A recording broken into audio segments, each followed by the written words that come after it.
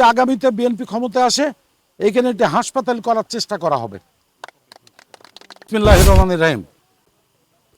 এবার বন্যায় দৌলতপুর উপজেলার চিলমারি ইউনিয়ন এবং রামকৃষ্ণ ইউনিয়ন সম্পূর্ণভাবে ডুবে গেছে। আজকে আমরা থানা বিএনপি নেতৃবৃন্দ তারেক রহমানের পক্ষ থেকে চিলমারি ইউনিয়নে প্রায় 1100 বস্তা আমরা চাউল এবং আলু বিলি করতেছি এবং আমরা ইতিপূর্বেও বিরোধী দল থাকা অবস্থায় চিলমারিতে একবার বন্যা হয়েছিল, সেবারও কয়েক লক্ষ টাকা আমরা ম্যানেজ করে আমরা চিলমারিতে দিয়ে গেছিলাম। আশা করি ভবিষ্যতেও দৌলতপুর বিএনপি তারেক রহমানের প্রত্যেকটা নির্দেশে চিলমারি ইউনিয়নের পাশে থাকবে এবং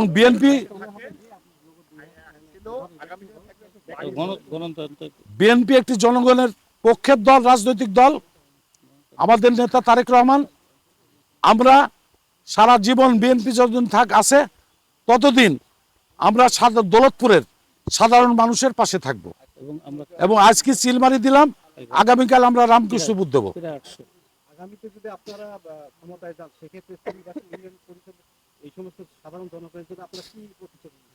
আমরা মেইন প্রতিশ্রুতি হচ্ছে, চিলমারি হচ্ছে কুষ্টিয়া জেলার দৌলতপুর থানার সর্বপশ্চিমের থানা। এটা একটা যোগাযোগ বিচ্ছিন্ন থানা ইউনিয়ন। এরা বাগা থানার পাশে বাস করে, যেটা রাজশাহী জেলা। এরা দৌলতপুর থেকে একটি বিচ্ছিন্ন থানা ইউনিয়ন। আগামীতে যদি বিএনপি ক্ষমতায় আসে, আল্লাহ যদি আমাকে তৌফিক দান করে, এদের রাস্তা এবং একটি ব্রিজের অত্যন্ত প্রয়োজন, সেটা আমরা অবশ্যই চিলমারিবাসীর জন্য করব। আর চিলমারির রামকৃষ্ণপুরের ছেলেমেয়ের লেখাপড়ার জন্য খুবই কষ্ট, তারা পায়ে হেঁটে দৌলতপুর বা মোত্তাপুর বা বাঘায় যে তারা লজিং থেকে লেখাপড়া করে। আমরা দুই ইউনিয়নের মাঝখানে একটি কলেজ নির্মাণের করব ইনশাল্লাহ।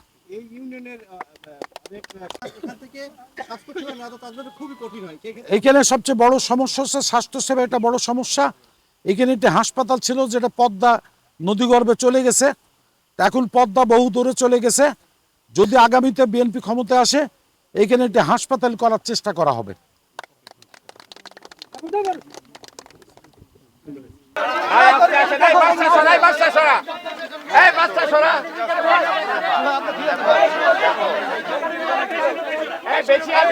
ওই পাশে পাঠা দেন ভাই, ওই পাশে দেন, ওই সাইডে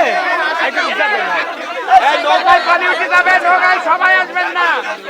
এই চিলমারির নেতৃবৃন্দ সরে আসেন না। ভালো পানির ভিতর নাইবি উঠতো।